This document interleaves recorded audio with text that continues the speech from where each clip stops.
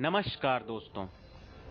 1948 ये वो साल था जिसमें सालों से सताई गई और प्रताड़ित की गई कौम, जिसे यहूदी कहते हैं, उन्हें दुनिया में आखिरकार एक जमीन दी गई जिसे आज इजराइल बोला जाता है।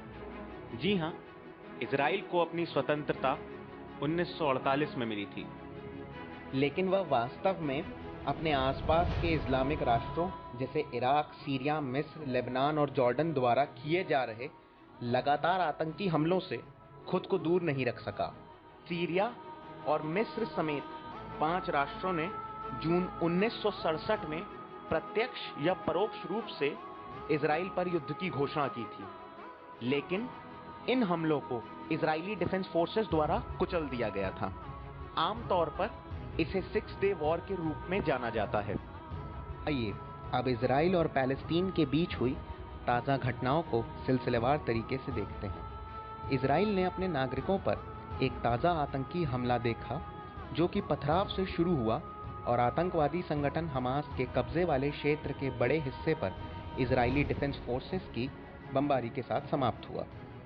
अब इन घटनाक्रमों को महीने के हिसाब से देखते हैं।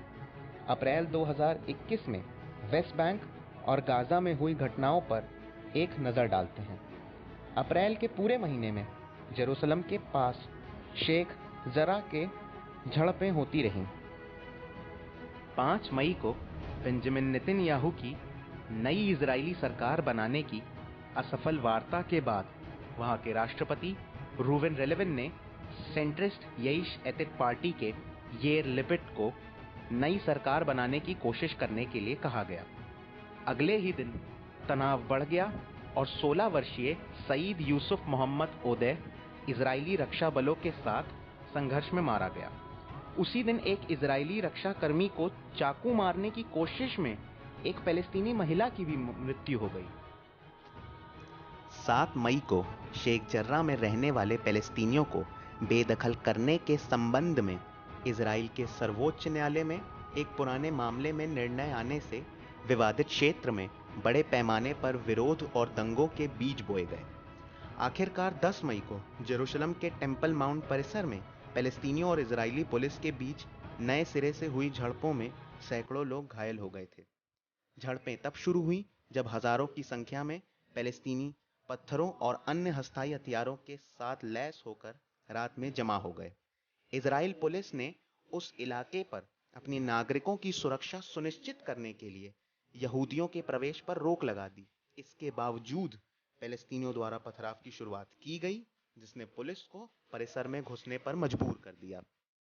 पैलेस्तीनियों के साथ इजराइल के सैन्य मीटिंग में जेरूसलम और गाजा में बढ़ते तनाव को कम करने के लिए मेजर जनरल घासन अलियान ने पैलेस्तीनियों को यह समझाने की कोशिश किया है कि इजराइल सभी धर्मों के लिए जेरूसलम में पूजा की स्वतंत्रता की अनुमति देने के लिए समर्पित है।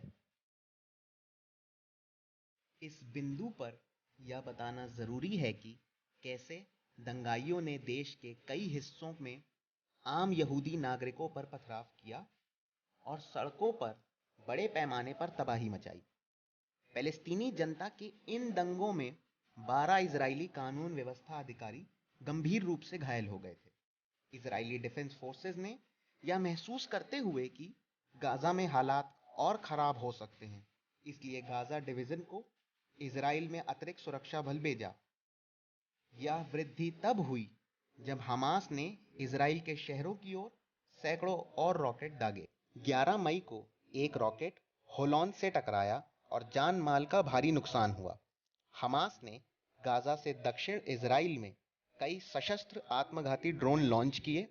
पूरे इजराइल में व्यापक विरोध और दंगे तेज हो गए, विशेष रूप से एक बड़े आबादी वाले अरब शहर में।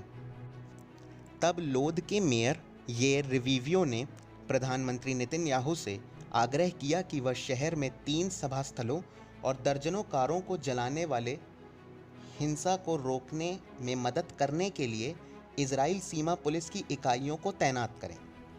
वहां की स्थिति गृह युद्ध जैसी लगने लगी थी।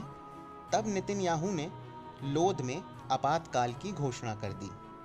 1966 में इजराइल के अरब पर सैन्य प्रशासन के अंत के बाद से इजराइल में एक अरब समुदाय पर आपातकालीन कानून का यह पहला प्रयोग था। 14 मई को इजराइल ने गाज़ा में तोपखाने की आग और हवाई हमलों की एक श्रृंखला शुरू की। इजराइल डिफेंस फोर्सेस द्वारा जारी एक बयान में यह स्पष्ट किया गया है कि हमले आतंकवादी अभियानों के लिए हमास द्वारा उपयोग किए जाने वाले 15 किलोमीटर लंबी सुरंग नेटवर्क को नष्ट करने के लिए किए गए थे। इजराइल डिफेंस फोर्सेस के मुताबिक 35 मिनट में 450 बम गिराए गए थे।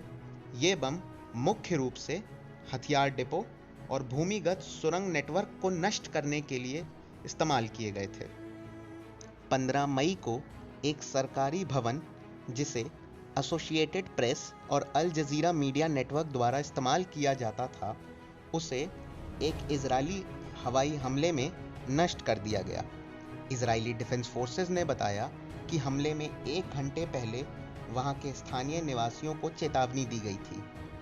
यह कार्रवाई खुफिया सूचनाओं के आधार पर की गई थी, जिसमें यह बताया गया था कि हमास इस इमारत का इस्तेमाल अपना गोला बारूद और आतंकी गुर्गों को छिपाने के लिए कर रहा था। तेल अवीव और मध्य इजराइल के इलाकों में रॉकेट दागे जाने से एक इजरायली नागरिक की भी मौत हो गई थी। आसपास के कई और भवनों में भी भारी नुकसान हुआ था। नए अपडेट में कहा गया है कि 16 मई को गाजा से अशदोद और अश्कलोन की ओर 40 रॉकेट दागे गए थे। इजराइल डिफेंस फोर्सेस ने दर्जनों लड़ाकू जेट विमानों से कई बम गिराकर गाजा में भूमिगत सुरंग नेटवर्क को नष्ट करने के लिए ऑपरेशन के दूसरे चरण की शुरुआत करके जवाबी कार्रवाई करने का विकल्प चुना है। विदेश में बसे यहूदी भी अब अनियंत्रित फ़लस्तीनी समर्थकों के गुस्से का सामना कर रहे हैं। फ़लस्तीनी समर्थक दंगाइयों द्वारा यहूदी सभा स्थलों पर हमला कर रहे हैं। अब दुनिया के अन्य हिस्से में रहने वाले यहूदियों को आतंकित करने के लिए यहूदी विरोधी हमले और अभद्र भाषा का भी इस्तेमाल किया जा रहा है। इजराइल के भीतर और बाहर यहूदी समुदाय की स्थिति वास्तव में बहुत चिंताजनक है।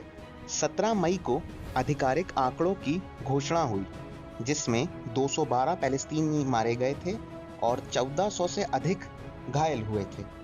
एक इजरायली हवाई हमले में गाजा के भीतर एकमात्र कोविड-19 परीक्षण प्रयोगशाला को भी निशाना बनाया गया था। 18 मई को मिस्र ने घोषणा की कि वे इजराइल के मिसाइल हमले के बाद गाजा के पुनर्निर्माण के प्रयासों में $500 मिलियन का निवेश करेंगे। इस बीच इजराइल में हमास द्वारा एक मिसाइल हमले में थाईलैंड के 2 विदेशी श्रमिक की मौत हो गई और कम से कम 7 अन्य लोग और घायल हुए। अंत में 21 मई को स्थानीय समय के अनुसार 2 बजे इजराइल और हमास के बीच युद्ध विराम को लागू करने पर सहमति हुई। इस कदम की मिस्र के राष्ट्रपति अब्दुल फतेह अल सीसी ने सराहना की, जिन्होंने वार्ता में अमेरिका की भागीदारी की भी सराहना की। संघर्ष विराम के बावजूद भी अल अक्सा मस्जिद में हिंसक झड़पें हुईं। इजराइल डिफेंस फोर्सेस द्वारा दिए गए आंकड़ों के अनुसार गाजा में हिट किए गए लक्ष्यों की कुल संख्या 1500 है। इजराइल फ़लस्तीन संकट की शुरुआत के बाद से इजराइल पर 4360 रॉकेट दागे गए हैं। रिपोर्ट में कहा गया है कि गाजा से लगभग 3400 रॉकेट इजराइल क्षेत्र में उतरे, जिसमें से 680 गाजा पट्टी के अंदर और 280 समुद्र में गिरे थे। अगले वीडियो में हम यहूदी समुदाय का एक संक्षिप्त इतिहास प्रस्तुत करेंगे। हम इस बारे में बात करेंगे कि लगभग 2500 साल पहले उन्हें उन्हीं की ऐतिहासिक मातृभूमि से कैसे निकाल दिया गया था। हम देखेंगे कि कैसे उन्हें अपनी जमीन वापस पाने के लिए सदियों तक संघर्ष करना पड़ा। लाइक बटन दबाकर और द चार्ज्ड वॉइस को सब्सक्राइब करके हमारे द्वारा शुरू की गई इस क्रांति का हिस्सा बने। धन्यवाद। जय हिंद।